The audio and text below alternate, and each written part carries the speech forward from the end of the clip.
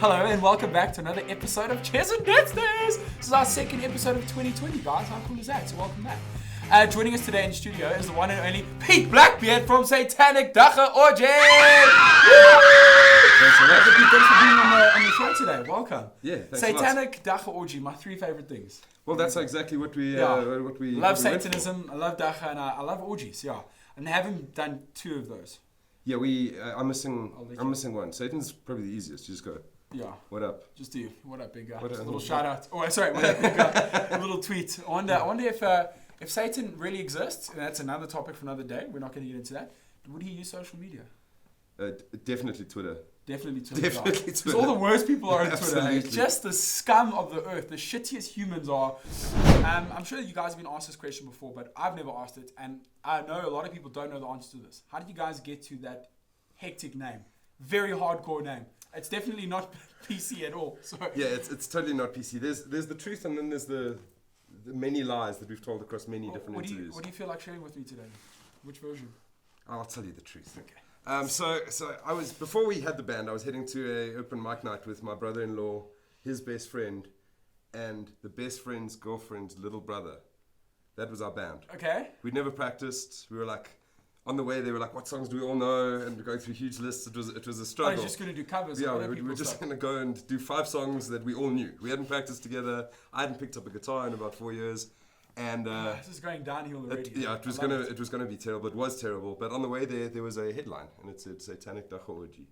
And I said, guys, that's the band name for this band that we're going to be playing in. And that was probably the thing that went down the best in this whole open mic night was, hi everybody, we're Satanic Dagga Orgy. And then we got worse from there.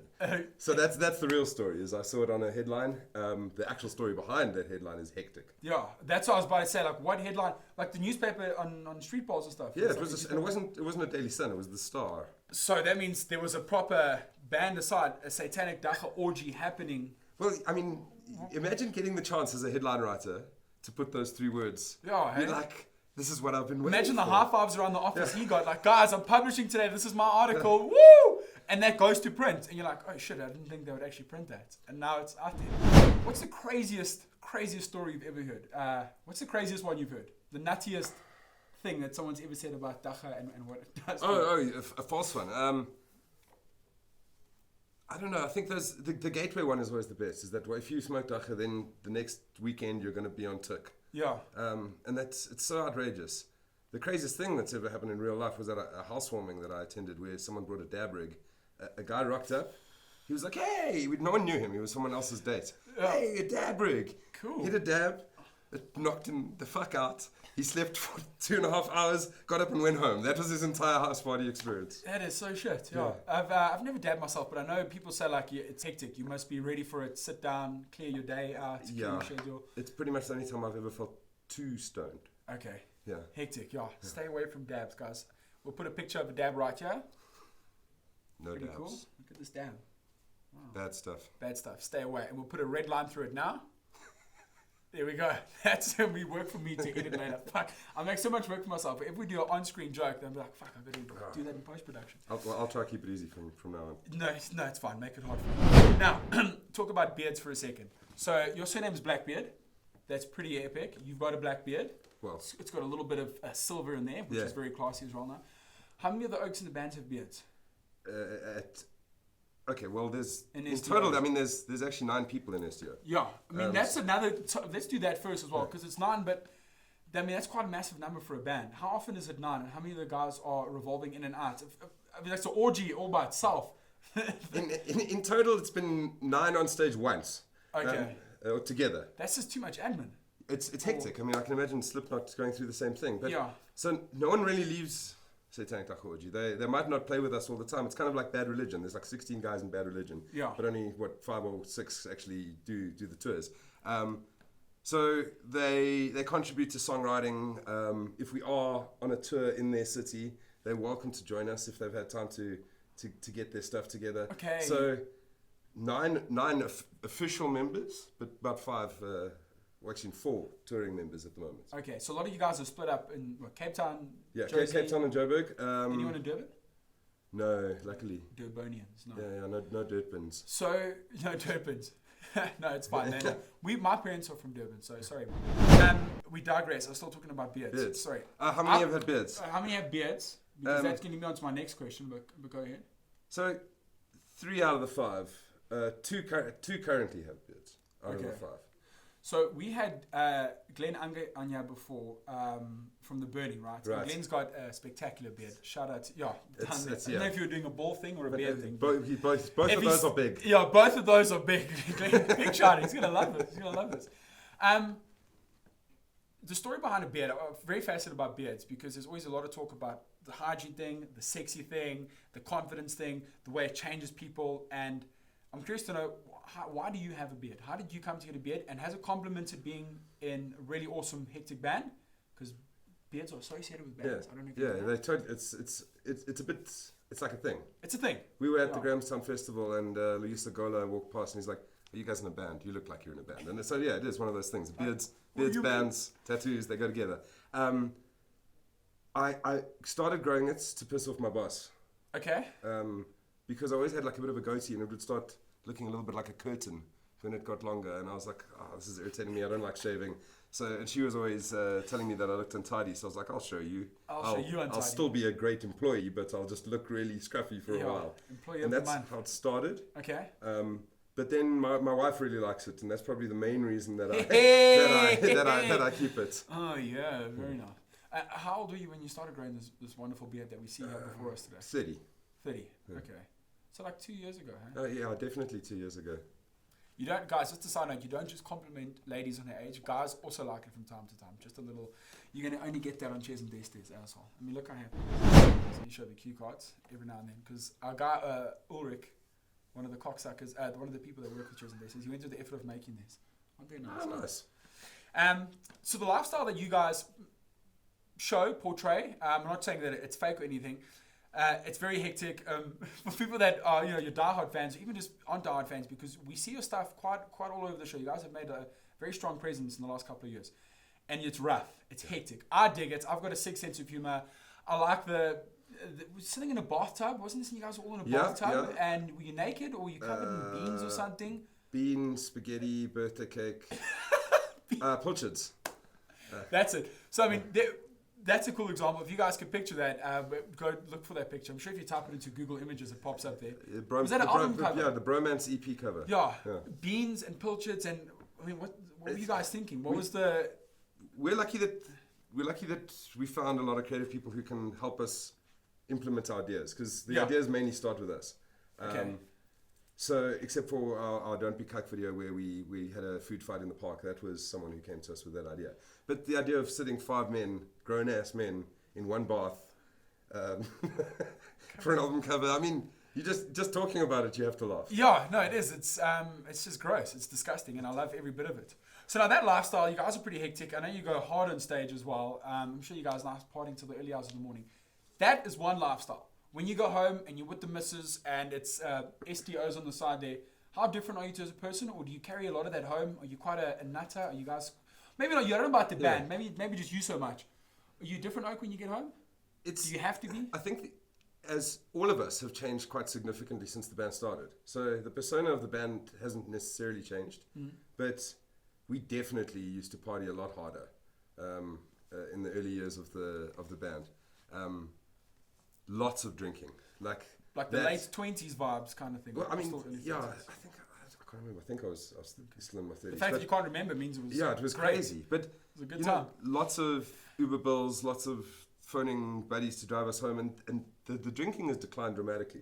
But I think the smoking stays pretty much the same. Yeah, especially because it's getting a bit looser in this country as well. Like absolutely, close to a breakthrough, I think. Absolutely, but we're pretty much the same people that we are on stage at home, just maybe dialed down to 7, not 11 like we are on stage. Right. Yeah. Fair enough. Appreciate the honesty. Do you guys ever have band practice at your house? We used to. That was the main place that we practiced. Did you stay in a residential neighborhood? Yes. Did you get cucked on? No. Funnily enough, the lady pretty much where our sound was being pushed towards, she's an old Canadian lady, so I don't know if it's her Canadianness or if she's deaf, but not a single peep out of her. On the other side, there's a kid learning trumpet, Okay. And that's much worse than a band practice. Yeah, it sounds like you're killing a sea creature or That's a not great. feline. And she Or doesn't complain about him either, so maybe she's just really nice. maybe she's just really Yeah. deaf. You should one day just shout and say like a really vulgar swear word to her. What's the worst thing you can call a Canadian? I don't want to say it on camera. Oh, you maple syrup motherfucker. Absolutely. I don't know, what were you I think the second one for sure. You maple syrup motherfucker. It actually wasn't bad. The first one was just a bit hectic. Yeah. Because last week we said we dropped C-bombs like 100 Oh, really? times. Yeah. Okay. So I need to dial down on that a little bit. Acting, comedy, music, art, dancing, it's tough. It's not a demand for it. And that's just the truth. And it's hard to get funding and it's hard for it to really flourish. So a lot of guys, like you and me, and some of the gents that are in the Chess and Destinies team, you know, we do two things throughout our day. So it makes your life busier. But you got your day today and you got your passion. And hopefully, assuming your goal is like one of the passion was global.